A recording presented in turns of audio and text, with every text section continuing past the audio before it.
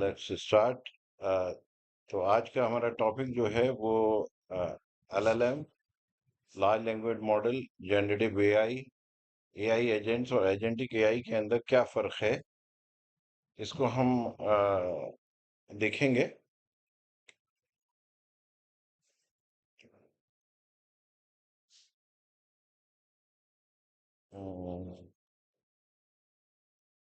Okay, तो सबसे पहले हम बात करेंगे एलएलएम की, लार्ज लैंग्वेज मॉडल की, उसके वर्कफ्लो की, वो किस तरीके से काम करता है।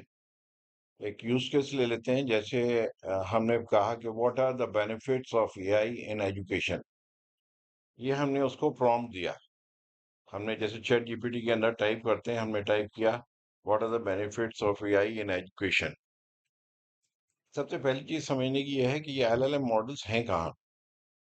तो क्लाउड के ऊपर जो कंपनीज हैं, जैसे एडब्ल्यूएस हो गया या माइक्रोसॉफ्ट हो गया या गूगल हो गया, गूगल क्लाउड, वहां पर कहीं ना कहीं इन्होंने जो है वो इंफ्रास्ट्रक्चर ले रखा है और अपना एलएलएम मॉडल जो है वो होस्ट कर रखा है और वहां से वो रन हो रहा है। Ensure scalability and high computational resources. अब पूरी दुनिया से लोग वहां पर एक चैट जीपीटी के ऊपर जा रहे हैं, तो क्या होता है, स्केलेबिलिटी होती है कि एक सर्वर हमारा रन कर रहा है, कि मान लो उसके ऊपर एक सर्वर जो लोड ले सकता है वो 50,000 लोगों का ले सकता है। तो इमीडिएटली जैसे ही 50,000 से ज्यादा आएंगे तो एक और सर्वर बिल्कुल उसका रेप्लिका क्रिएट हो जाएगा और वो रिक्वेस्ट उसको जाने लगेंगी। जिस तरीके से जितनी ही रिक्वेस्ट बढ़ती चली जाती हैं, तो वो रिक्वेस्ट जो होती हैं उसी तरीके से सर्वर क्रिएट होते चले जाते हैं और रिक्वेस्ट उनको जाने जाने लगती है। और जैसे ही रिक्वेस्ट कम होती है, तो वो सर्वर्स जो है वो खत्म होना शुरू हो जाते हैं और जितने जितने लोग एक्सेस कर रहे हैं उसके अकॉर्डिंग कितने सर्वर्स की रिक्वायरमेंट है, वो ऑटोमेटिकली क्रिएट होते हैं। हाई कंप्यूटेशनल रिसोर्सेज, जब हम कोई भी रिक्वेस्ट देते हैं और लाखों करोड़ों रिक्वेस्ट आ रही हैं, तो हमें हाई पावर सर्वर्स चाहिए होते हैं जो बहुत फास्ट काम करें।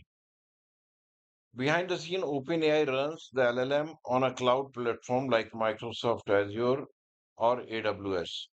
Example, your question is sent to a powerful computer hosted somewhere remotely, like renting a big calculator online. तो ये सर्वर का हमें समझ में आ गया। हम चलते नेक्स्ट चलते हैं, टोकनाइजेशन एंड एम्बेडिंग।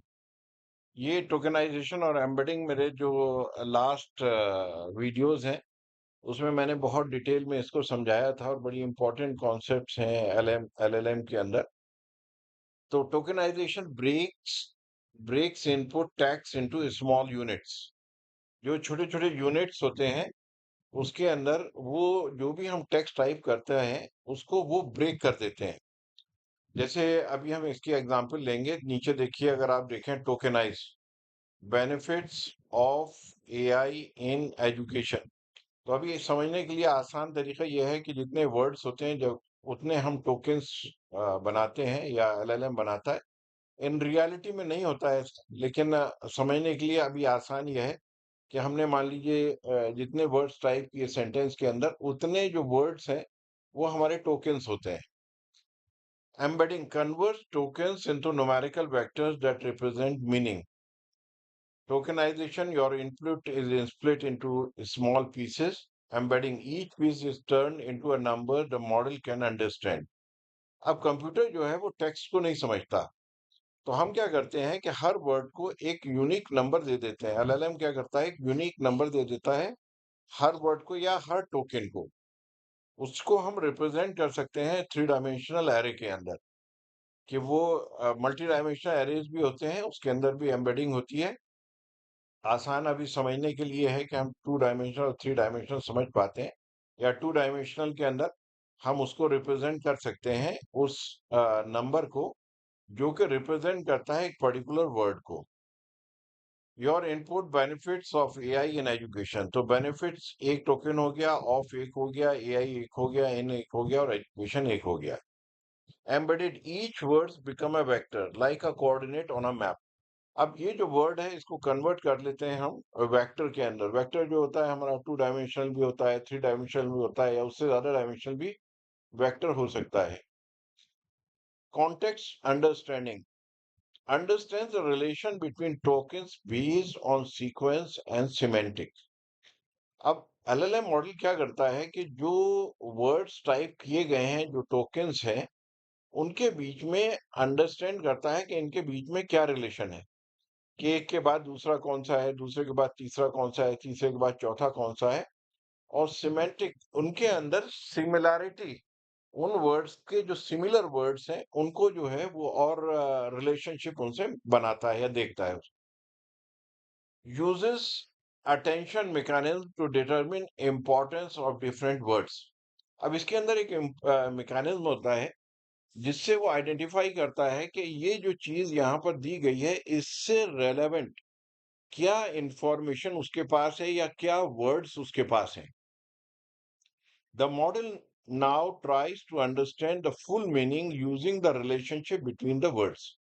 अब जो पूरा सेंटेंस कहा गया है उसके बीच आपस में क्या रिलेशनशिप है, उस रिलेशनशिप को आइडेंटिफाई करके वो इसका मीनिंग समझता है कि ये जो दिया हुआ है इसका क्या मीनिंग है। Example, it realises that you are asking about positive effects of AI in a specific field. अब हमने यहाँ पर उससे जो पूछा था कि benefits of AI in education, तो हम उसकी अच्छाइयाँ जो है वो आइडेंटिफाई करना चाहते हैं, या उससे चाहते हैं कि वो दे जो एजुकेशन के अंदर जो एआई के बेनिफिट्स हैं। अब वो नेगेटिव एस्पेक्ट से जो है उसको नहीं लेगा, जबकि बहुत से नेगेटिव एस्पेक्ट भी हैं, लेकिन यहाँ जो क्वेश्चन पूछा जा रहा है वो रेलेवेंट क्या है, पॉजिटिव एस्पेक्ट से है। It realises that you are asking about positive effects of AI in a specific field, यानी कि एजुकेशन। न्यूरल इन्फ्रेंस, अब जो हमारा न्यूरल नेटवर्क होता है जिसको हम यूज करते हैं, न्यूरल नेटवर्क वो गेस करता है कि ये जो वर्ड है इसके बाद जो है वो कौन सा वर्ड जो है वो आएगा। Applies train neural network to process the input. और ये जो न्यूरल नेटवर्क है ये बहुत वास्ट, बहुत बड़े डेटा पे ट्रेंड हुआ है, जिससे ये आइडेंटिफाई करता है कि ये वर्ड है, इसके बाद नेक्स्ट वर्ड क्या आएगा और रेलेवेंट हो वर्ड। दोनों चीजें हैं कि वो सीक्वेंस भी सही हो, कि इसके बाद क्या आना चाहिए, दूसरा रेलेवेंट भी हो। ट्रांसफॉर्मर का आर्किटेक्चर मैंने आप लोगों को बता दिया था कि बर्ड का आर्किटेक्चर और चैट जीपीटी का आर्किटेक्चर के अंदर क्या फर्क है। इसके डिटेल के अंदर वीडियो जो है मैंने इससे पहले जो है बनाया था, वो आप लोग देख सकते हैं। इन्वॉल्व ट्रांसफॉर्मर लेयर्स, तो ये ट्रांसफॉर्मर आर्किटेक्चर उस पे बेस्ड है, एलएलएम मॉडल्स।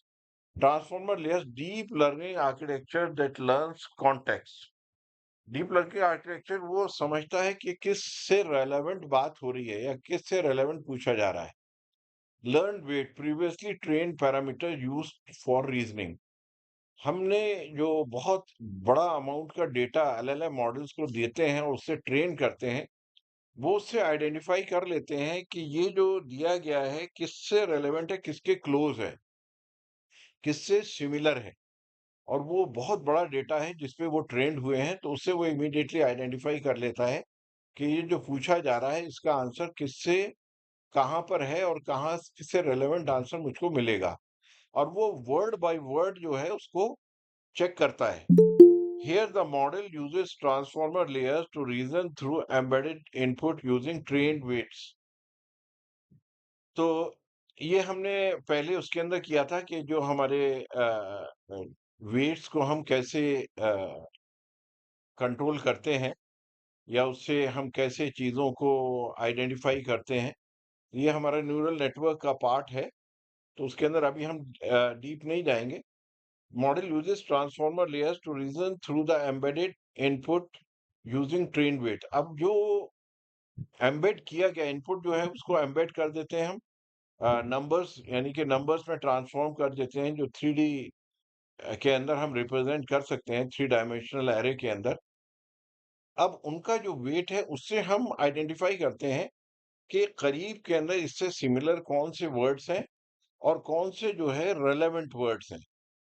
और वन बाय वन वो क्या करता है कि रेलेवेंट वर्ड्स जो है वो ऐड करना शुरू करता है। अब आप सोचिए, जितना भी डेटा चैट जीपीटी देता है वो सारे के सारे वन वन करके वर्ड जो है वो आइडेंटिफाई करता है कि इसके बाद ये आएगा, इसके बाद ये आएगा, इसके बाद ये आएगा। अब आप इमेजिन करें कि कितने पावरफुल सर्वर्स होते होंगे कि वो आइडेंटिफाई करके एकदम कितना फास्ट पूरी दुनिया को डेटा जो है प्रोवाइड करते हैं। Example, it pulls from what it learned during training, like how AI helps teachers and students. अब नेट के ऊपर जो भी डेटा है, एआई से रिलेटेड, टीचर्स से रिलेटेड, स्टूडेंट से रिलेटेड, वो पूरा का पूरा डेटा ऑलरेडी उस पे वो ट्रेंड है। अब ये जो नया क्वेश्चन आता है या नया टेक्स्ट आता है, उसकी बेसिस पे वहां से रेलेवेंसी चेक करता है कि कौन सा रेलेवेंट डेटा है, उसको वहां से उठाता है और अपने तरीके से उसको रिप्रेजेंट करता है या यहाँ पर डिस्प्ले करता है। Token prediction predicts next token or the word based on input or and the context. अब हमें जो भी इनपुट मिला है उसकी बेसिस के ऊपर अब word one by one word जो है वो हमारा एलएलएम मॉडल्स हमें प्रोवाइड करता है, यानी कि वो प्रिडिक्ट करता है कि ये वर्ड के बाद अब कौन सा वर्ड आएगा आंसर में, इस वर्ड के बाद कौन सा आएगा, और इस तरीके से पूरा का पूरा हमें millions of billions of parameters जो है उस पर ट्रेंड होता है वो। This is a core function of generating understandable sentences. और एक एक करके वर्ड ऐड करता चला जाता है, यहाँ तक के सेंटेंसेस बनते चले जाते हैं और वो हमें पूरा का पूरा उसका आंसर देते हैं जो टेक्स्ट हमने उसको इनपुट की है। The model predicts what the next word should be, one token at a time. एक एक वर्ड करके उठाता है और वहां पर डिस्प्ले करता है। It might first predict AI, then can, then enhance and so on. तो अगर मान लीजिए ये आंसर इसने देना शुरू किया एआई, एआई कैन एनहांस, तो एक एक करके वर्ड ये सर्च करेगा और उसके बाद हमें डिस्प्ले करेगा। Output construction combine the predict token to form a complete and meaningful response. जब ये वर्ड्स ऐड होते चले जाते हैं तो कंप्लीट एक मीनिंगफुल जो जिसका कुछ मतलब होता है वो सेंटेंस हमें मिल जाता है। Tokens are combined into a readable answer. जैसे ये एनएलपी का पार्ट है हमारे नेचुरल लैंग्वेज प्रोसेसिंग।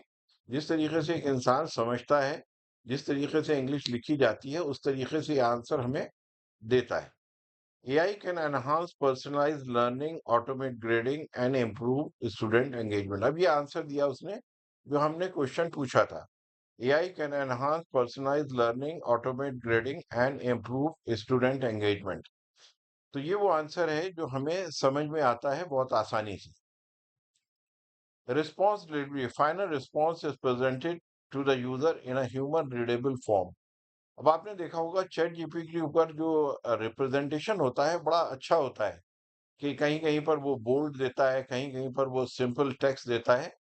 वो रेलेवेंसी समझता है कुछ चीजों की, जिससे क्या होता है कि उसको पढ़ना और समझना आसान हो जाता है। The full answer is send back to you in a natural language. What you see, AI can enhance personalized learning, automate grading and improve student engagement। ये हमें नजर आता है स्क्रीन के ऊपर। तो यहाँ तक हमारा एलएलएम मॉडल का ये वर्क फ्लो था, किस तरीके से एलएलएम मॉडल काम करता है। अब हम आगे जनरेटिव एआई वर्क फ्लो। अब देखिए दोनों में मेजर डिफरेंस जो है, एलएलएम मॉडल जो है वो सिर्फ टेक्स्ट से डील करता है। जनरेटिव एआई टेक्स्ट के साथ में इमेजेस से भी डील करता है। जहां पर इमेजेस आ जाती हैं और इमेजेस को आइडेंटिफाई करना, जनरेट करना, ये बेसिकली डीप लर्निंग का पार्ट है। तो यहाँ पर दोनों चीजें जो हैं मिलके जनरेटिव एआई बनाती हैं, text plus images. Use case, you request generate an image of a futuristic classroom. अब ये हमने उसको, ये हमारा एक यूज केस है कि हमारी एक प्रॉब्लम है जिसको हम चाहते हैं कि हमें एक ऐसी इमेज मिले जो फ्यूचर में क्लासरूम किस तरीके के होंगे वो हमें पता लगे। तो इनपुट हमें इसके अंदर हम प्रॉम्प्ट देना पड़ता है, gather data like text, images, audio, depending on the AI application. अब सबसे पहला काम ये होता है कि हम प्रॉम्प्ट देते हैं, गिव प्रॉम्प्ट। जैसे हमने दिया futuristic classroom with robots teaching, ये प्रॉम्प्ट दिया हमने। अब ये क्या होता है कि ये इसकी बेसिस के ऊपर जो डेटाबेस के अंदर टेक्स्ट होंगे, इमेजेस होंगे, ऑडियो होंगे, वो इसकी बेसिस के ऊपर सर्च करके और हमको जो है रिजल्ट्स देगा। Second step, feature matching, identifies key features or the characteristics from the input। अब यहाँ में और वहां में फर्क है। जो एलएलएम मॉडल के अंदर हम क्या करते थे कि वर्ड बाय वर्ड आंसर ढूंढते थे कि इसकी इससे क्या रेलेवेंस है, दोनों के अंदर क्या सिमिलैरिटी है। जबकि यहाँ पर क्या होता है कि वो सिर्फ की फीचर्स आइडेंटिफाई करता है कि इसके अंदर फीचर कौन कौन से हैं जो टेक्स्ट लिखा हुआ है। Prepare data for model processing. अब उसने क्या किया, जैसे यहाँ पर आइडेंटिफाई किया, हमारा प्रॉम्प्ट था futuristic classroom with robots teaching. तो उसने फीचर्स आइडेंटिफाई किए, की फीचर क्लासरूम है, फ्यूचरिस्टिक है, रोबोट्स है और teaching. Example, it understands robots as mechanical teachers, futuristic as high tech environment. अब रोबोट जो है, यहाँ पर जब रोबोट और टीचिंग आया तो वो समझ जाता है कि मैकेनिकल टीचर जो है, रोबोट टीच करेगा तो बेसिकली मैकेनिकल टीचर है ये। और futuristic high tech environment, futuristic को समझता है कि फ्यूचर के अंदर हाई टेक एनवायरनमेंट होंगे क्लास के अंदर, तो उसकी बेसिस के ऊपर अब ये डेटा को सर्च करेगा हाई टेक एनवायरनमेंट का। Pattern learning, model learns patterns relationship structures in the input data. अब जो इनपुट डेटा हमने दिया है, इनपुट डेटा क्या है, हमारा प्रॉम्प्ट है। प्रॉम्प्ट की बेसिस के ऊपर आपस में जो वर्ड्स हैं उनका रिलेशनशिप आइडेंटिफाई करेगा और पैटर्न्स आइडेंटिफाई करेगा इनपुट डेटा के। जैसे involve involve train models use pre trained AI models. अब जिस तरीके से टेक्स्ट के ऊपर ट्रेन मॉडल्स हैं, उसी तरीके से हमारे पास इमेजेस का बहुत बड़ा डेटा है जिसके ऊपर हम ट्रेन करते हैं डिफरेंट मॉडल्स को। लेटेंट स्पेस आइडेंटिफिकेशन, लेटेंट क्या होता है, एब्स्ट्रैक्ट रिप्रेजेंटेशन ऑफ पैटर्न्स और द फीचर्स। रेलेवेंट चीजें जो हैं वो हम उसको एक्सट्रैक्ट करके डेटाबेस के अंदर रख लेते हैं, या इसको हम कह सकते हैं hidden compressed abstract representation of your data where important patterns or the features are captured। अब जैसे हमारे पास इमेजेस हैं डॉग्स की और कैट्स की। अब जब हम डॉग और कैट की इमेजेस लेंगे तो पीछे जो है, हो सकता है उसके अलमीरा भी हो, पीछे जो है वो गाड़ी भी हो। तो गाड़ी जो है वो हमारे लिए रेलेवेंट नहीं है कैट की या डॉग की इमेजेस के अंदर। हमारे लिए एक रेलेवेंट क्या है कि उसके ईयर्स कैसे हैं, उसकी नोज कैसी है, उसकी आईज कैसे हैं, उसकी बॉडी कैसी है, फेस और उसमें रेशियो क्या है बॉडी के अंदर। तो हम जो डेटा जमा करते हैं, तो लेटेंट स्पेस आइडेंटिफिकेशन उसके अंदर जो रेलेवेंट डेटा है, एब्स्ट्रैक्ट डेटा है, उसको हम डेटाबेस के अंदर रखते हैं जिसकी बेसिस के ऊपर हम सर्च करते हैं। Model has already learn from millions of classrooms and robot images. अब जो हमारी इमेजेस हैं, millions of images already database में हैं जिसको हमने अपने एल्गोस को ट्रेन किया है क्लासरूम और रोबोट्स के ऊपर, जो ऑलरेडी ट्रेंड है हमारे एल्गोस, उनसे जो है हम रिजल्ट लेंगे। It finds patterns from the past training, जो ट्रेंड हो चुका है हमारा सॉफ्टवेयर, उससे क्या होगा, ये फाइंड करेगा जो हमारा रिजल्ट हम चाहते हैं। What a robots looks like, how a classroom is structured, future might imply glass screen, holograms. Holograms होता है 3D इमेजेस। जब हम हवा में 3D इमेजेस बनाते हैं, आजकल क्या होने लगा है, जैसे घोड़ा चलता हुआ आपको नजर आएगा कहीं पर भी जा रहा है, तो वो होलोग्राम्स कहलाते हैं कि बिल्कुल ऐसा लगता है जैसे रियल चीज जो है वो मूव कर रही है। इसके लिए एक बहुत अच्छा मुझे वीडियो मिला यूट्यूब के ऊपर। वो ये वीडियो है जिसके अंदर होलोग्राम्स को देख सकते हैं आप। तो ये इस चीज को समझता है कि फ्यूचरिस्टिक का मतलब ये है कि ये होलोग्राम्स और ग्लास स्क्रीन्स की बात कर रहा है। क्लासरूम जो है बहुत वेल स्ट्रक्चर्ड क्लासरूम की बात कर रहा है जिसके अंदर फ्यूचर के अंदर बहुत अच्छा और नए किस्म का फर्नीचर होगा। Robots, different kind of robots future में कैसे होंगे, उसकी बेसिस के ऊपर ये डेटा को सर्च करेगा। तो ये पैटर्न लर्निंग कहलाता है। Content generation, use learn patterns to generate new content. अब इसने क्या किया, जो हमारा पैटर्न्स था ऑलरेडी, जो लास्ट में हमने ये देखा था पैटर्न लर्निंग, इसने पैटर्न्स को लर्न किया और उसके बेसिस के ऊपर अब नया कंटेंट जनरेट किया, टेक्स्ट जनरेट किए, इमेज जनरेट किया इसने, decode features from the latent space to form meaningful output. अब जो हमारा लेटेंट स्पेस है, जो हिडन डेटाबेस है हमारा, रेलेवेंट डेटाबेस है, उससे इसने मीनिंगफुल आउटपुट निकाल लिया। जो रेलेवेंट था, जो हमने प्रॉम्प्ट दिया था, उससे इनपुट दिया था। AI decodes this pattern into a latent space, then generates new content. इसने उससे डिकोड किया लेटेंट स्पेस के अंदर जो डेटा है, और नया कंटेंट जनरेट किया। It uses knowledge of visual features to build a brand new image of the classroom with robot teachers and digital black boards. ये पूरा का पूरा इमेजेस की बेसिस पे ये इमेज जनरेट करेगा, और जो उसने टेक्स्ट दिया उसकी बेसिस के ऊपर ये टेक्स्ट जनरेट करता है। रिफाइनमेंट एंड फिल्टरिंग, जब ये जनरेट कर लेगा तो उसके बाद इसको फाइन ट्यून करेगा, उसको जो है वो इम्प्रूव करेगा। Enhances the raw output by removing the errors and improving quality. अब ये क्रॉस क्रॉस चेक करता है उसको क्वालिटी के लिए, और देखता है जहां पर भी कमी होगी, जैसे टेबल मान लीजिए ब्रेक है कहीं पर, तो वो समझ जाएगा कि ये सही नहीं है, तो उसको क्या करेगा, टेबल को ज्वाइन करेगा या ऐसी टेबल ढूंढेगा जो कंप्लीट होगी। Can include bias checks. Bias checks मतलब कहीं पर भी, जैसे यूएस के अंदर बड़े स्ट्रिक्ट लॉज हैं, कहीं पर भी जो है बायस नहीं होना चाहिए in terms of gender, in terms of race, in terms of religion. अगर कहीं पर ये चीजें आ रही हैं उसके अंदर, तो वो क्या करेगा कि उसको रिमूव करेगा। Grammar correction and style adjustments, grammar को देखेगा सही है, तो खुद ब खुद क्वालिटी को चेक करता है। Filters out glitches, inappropriate content and irrelevant details. जो रेलेवेंट डिटेल्स होगी वही देगा, जो कंटेंट यूजफुल नहीं है उसको नहीं देगा ये।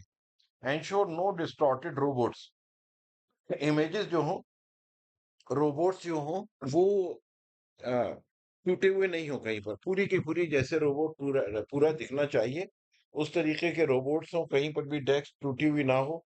Sharpen details to look realistic, और बड़ा क्लीन इमेजेस होना चाहिए, जिसमें देखने के अंदर लगे कि हाँ रियलिस्टिक, बिल्कुल जैसी इमेजेस रियल की इमेज होती है उस तरीके की है।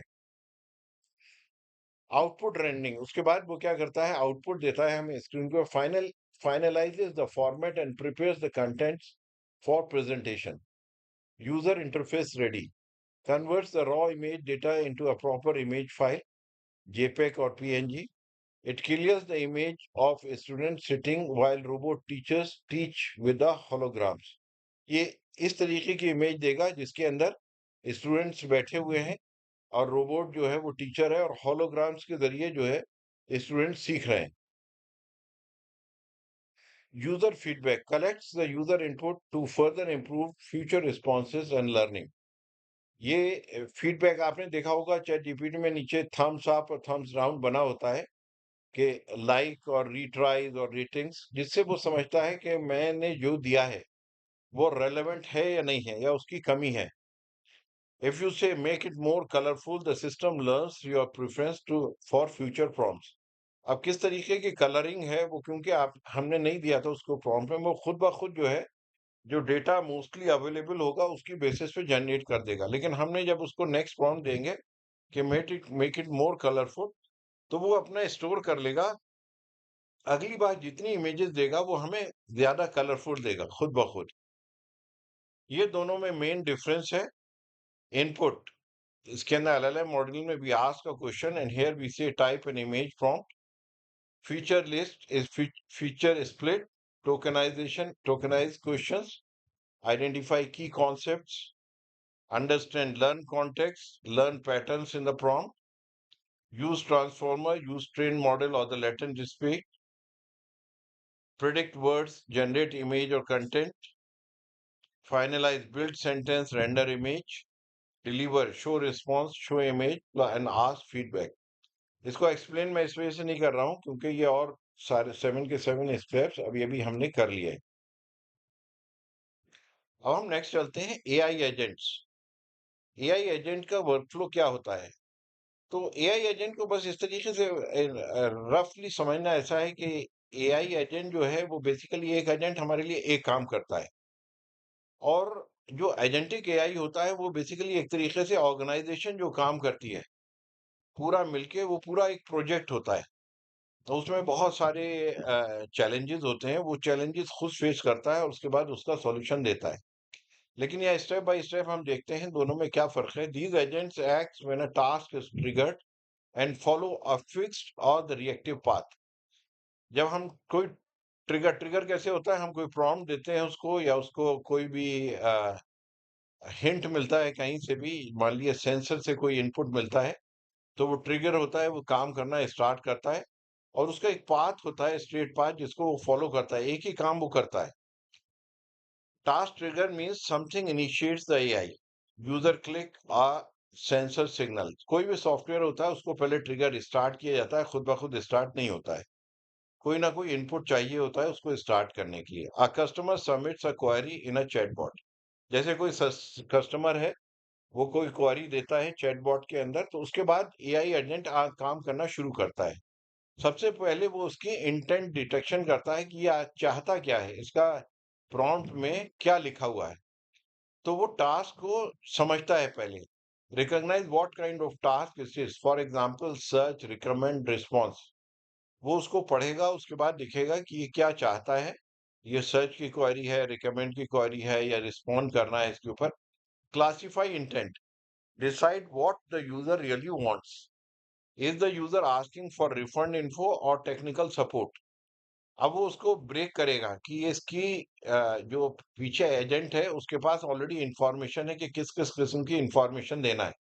तो उसको पहले ब्रेक कर लेगा कि ये किस किस्म की क्वेरी उसके पास आई है। Rule model execution, AI applies predefined rules or a machine learning model to decide how to proceed. अब उसके पास ऑलरेडी रूल्स सेट है कि ये अगर क्वेरी आएगी तो सपोर्ट से रिलेटेड क्वेरी आएगी तो ये रूल होगा, रिफंड से रिलेटेड क्वेरी आएगी तो ये रूल होगा। या मशीन लर्निंग मॉडल्स लगे हुए होते हैं जिसकी बेसिस पे वो नेक्स्ट स्टेप चलता है या प्रोसीड करता है। If refund is detected, follow refund rules, otherwise switch to support model. Tool or API call, interact with tools, communicate with external systems or the software। फिर ये क्या करता है, टूल्स, एआई एजेंट हम टूल्स को use करता है या एपीआई कॉल्स को यूज करता है इंफॉर्मेशन को कलेक्ट करने के लिए। Gate data from the databases और द सर्विसेज। डेटाबेस से इंफॉर्मेशन उठाता है या फिर जो दूसरी सर्विसेज रन करती हैं हमारी सॉफ्टवेयर के अंदर, उन सर्विस से डेटा लेता है। Pull order status from a company CRM. अब इसने मान लो डेटाबेस से कुछ डेटा उठाया और ऑर्डर का क्या स्टेटस है वो उसने उससे वहां से डेटा फेच किया। Result generation, message data response based on input and the processing, your refund has been initiated. अब हो सकता है कि हमारा डेटा जो हो वो डिफरेंट फॉर्मेट में हो, लेकिन यहाँ पर उसको इंफॉर्मेशन देनी है नेचुरल लैंग्वेज के अंदर। तो वो क्या करेगा कि वहां पर डेटा हो सकता है एक्सेल की फॉर्मेट में हो, तो वहां से डेटा उठाएगा और उसको एलएलएम मॉडल लगा के कहीं ना कहीं इस फॉर्मेट में लेके आएगा कि जिस तरीके से उसको समझाना आसान हो। Your refund has been initiated. उसने रिफंड के बारे में मान लीजिए क्वेश्चन पूछा था तो उसने बता दिया कि वो इनिशिएट हो चुका है। Response handling, formats and send the output back to the user और the system, may also handle errors or the fallbacks, display message via chatbot और यूजर इंटरफेस। जो आंसर है वो उसने बना लिया और बनाने के बाद चैटबॉट है तो चैटबॉट को या यूजर इंटरफेस पे या एचटीएमएल पेज के ऊपर डिस्प्ले कर देगा। इसके अंदर साथ में क्या है, अगर मान लिया एरर्स हैं, फॉल बैक्स हैं, उसको भी हैंडल करेगा साथ में वो। Task logging, logs activity for future reference और the training. Example, record refund query handles on August 2 2025। अब इसको जो है वो साथ में लॉक कर लेगा आगे के लिए कि इसकी जो इंक्वायरी हो सकता है कि 2 दिन के बाद दोबारा वो चेक करे। तो इसके पास पीछे बैकग्राउंड होगी कि इससे पहले हिस्ट्री क्या थी, ये कब आया था और इसने क्या पूछा था। ये हमारा जो है एआई एजेंट हो गया। अब हम चलते हैं नेक्स्ट के अंदर, agentic AI workflow. Advance autonomous AI, agentic AI workflow, ये हम स्टेप बाय स्टेप यहाँ पर देखेंगे कि एजेंटिक एआई क्या काम करता है, दोनों के अंदर क्या डिफरेंस है एआई एजेंट के अंदर।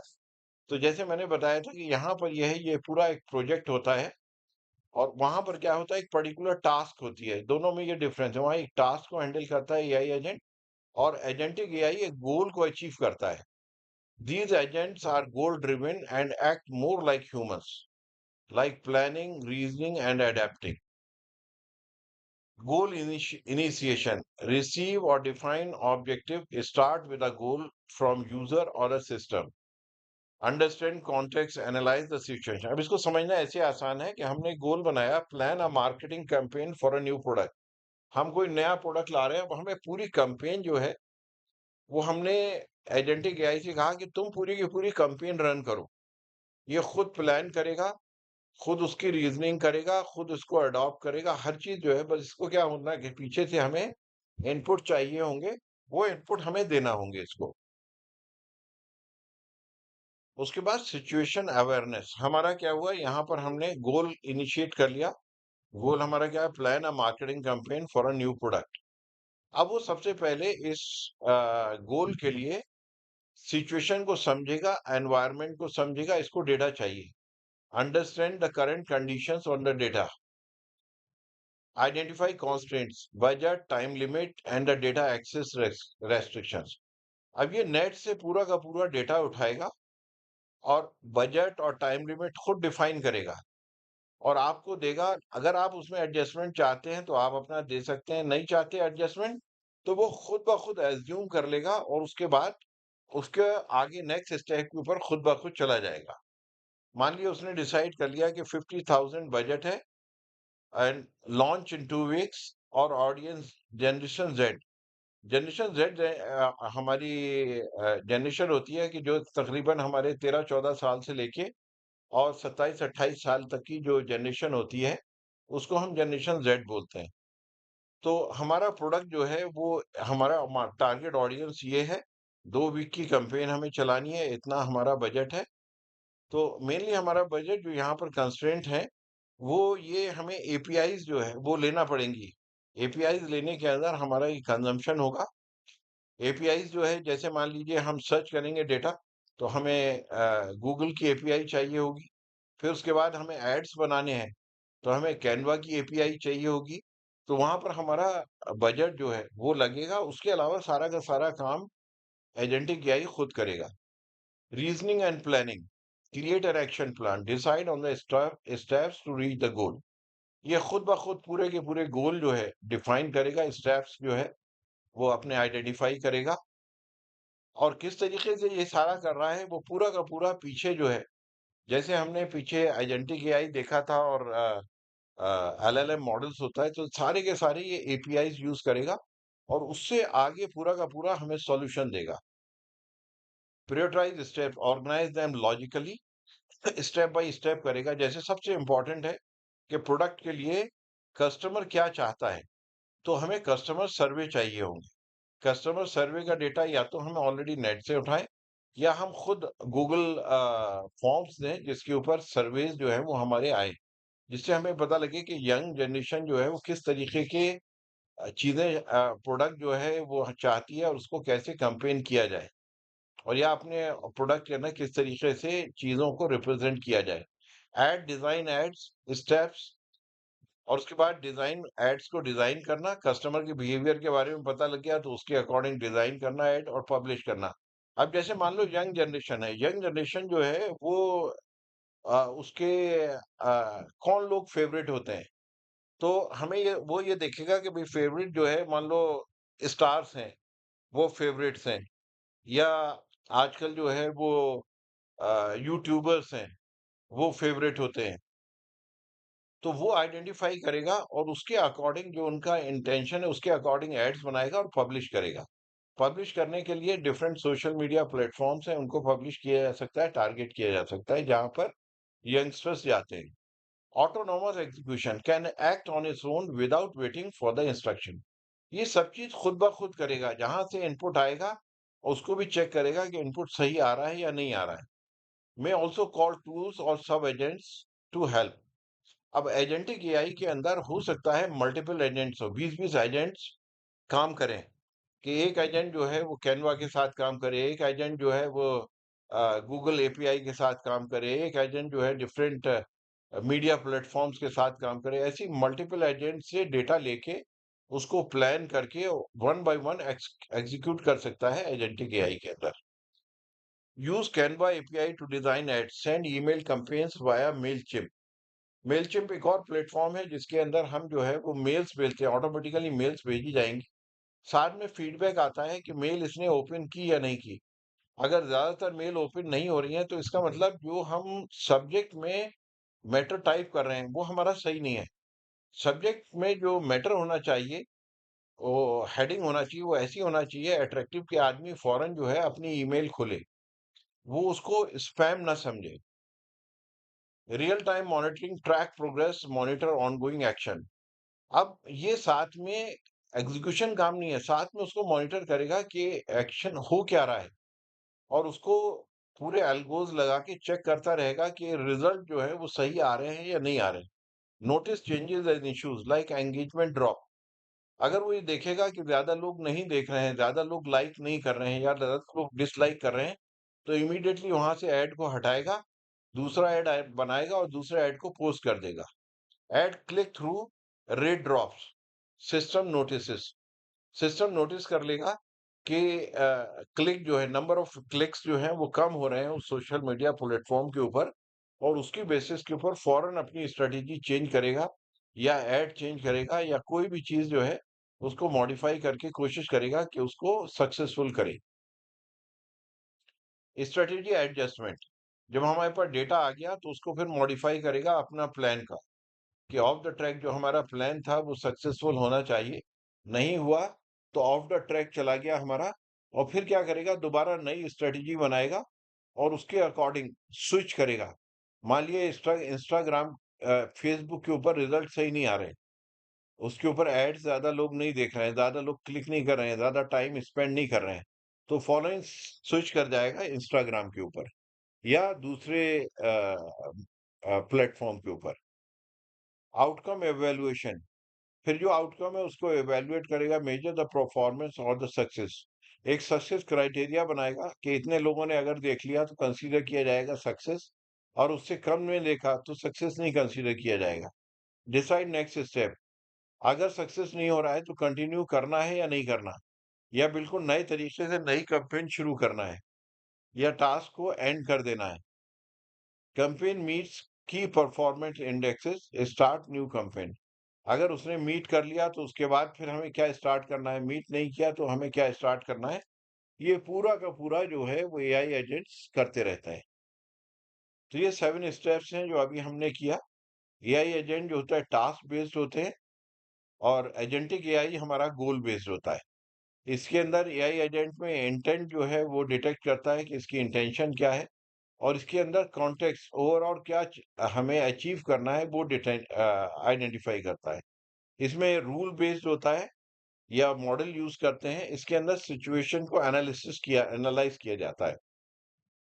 एआई एजेंट्स के अंदर हम टूल्स और एपीआई यूज करते हैं, इसके अंदर हम यूज करके उसको प्लान करते हैं और प्रायोरिटाइज करते हैं। जनरेट रिजल्ट जनरेट करते हैं, इसके अंदर हम एआई एजेंट के अंदर, इसके अंदर एग्जीक्यूट ऑटोनोमसली, ये तो हमें बस रिजल्ट दे देगा एआई एजेंट, कि भाई मान लो सपोर्ट के अंदर है, या तुम्हारा जो है वो पेमेंट जो इनिशिएट हो गया नहीं हो गया, उसका काम खत्म हो गया। यहाँ पर क्या होता है, एजेंटिक ऑटोनोमसली खुद जो है वो रिजल्ट देखेगा और खुद नेक्स्ट स्टेप पे चला जाएगा, फिर यानी कि वो कंटिन्यूअसली मूव करता रहता है। यहाँ पर रिस्पॉन्स को सेंड कर दिया, उसका काम खत्म हो गया। यहाँ पर जो रिस्पॉन्स आ रहा है उसको मॉनिटर करेगा, फिर उसके अपने आप को चेंज करेगा, अडेप्ट करेगा और नेक्स्ट स्ट्रेटेजी पे चला जाएगा। यहाँ पर टास्क को लॉक कर देगा और एंड हो जाएगा। यहाँ पर एवेल्युएट करेगा और उसके बाद नेक्स्ट स्टेप पे पूछेगा, या फिर डिसीजन लेगा कि नेक्स्ट स्टेप के ऊपर हमको कैसे जाना है। तो नेक्स्ट जो है यहाँ पर आज तक रखते हैं। नेक्स्ट स्टेप जो है working with the text generation API. अब हमारा प्रैक्टिकल की तरफ हम और जाएंगे प्रोजेक्ट्स के अंदर। डिफरेंट जो एलएलएम मॉडल्स हैं उसके अंदर हम कैसे एपीआईज यूज करेंगे, और उनसे हम कैसे डेटा जो है वो रिट्रीव करते हैं एलएल मॉडल से, हमारा जो प्रॉम्प्ट है उसके अकॉर्डिंग प्रोग्रामिंग के थ्रू, वो हम इंशाल्लाह नेक्स्ट क्लास के अंदर लेंगे।